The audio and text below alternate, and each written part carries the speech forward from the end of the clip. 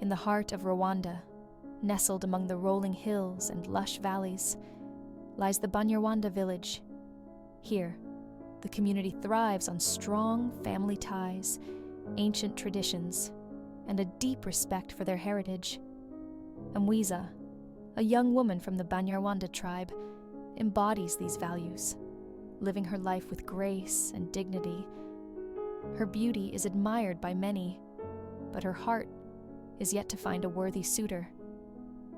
One day, during a traditional festival, Mwiza encounters Banyarwanda, a warrior from a neighboring tribe. Their eyes meet, and in that moment, a spark of connection ignites. Despite the historical rivalry between their tribes, Mwiza and Banyarwanda are drawn to each other, recognizing the strength and purity in one another's hearts. Their love blossoms, but it is not without challenges. Mugisha, Mwiza's father, is wary of the union, fearing that it might disrupt the delicate balance between their communities. He reminds Mwiza of her duty to the tribe and the importance of preserving their heritage. However, Mwiza's love for Banyarwanda only deepens, and she believes that their union could bring about a new era of peace and cooperation between the tribes. Banyarwanda, too, faces resistance from his tribe.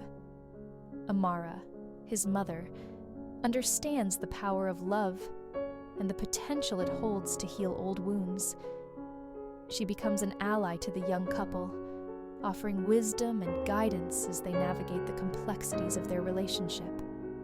As the story unfolds, Mwiza and Banyarwanda's love becomes a beacon of hope and inspiration for both tribes. They prove that love, when rooted in respect for tradition and a desire for unity, can overcome even the deepest of divides. In the end, their union not only brings peace between their people, but also strengthens the bond of love within their families, ensuring that their legacy will endure for generations to come.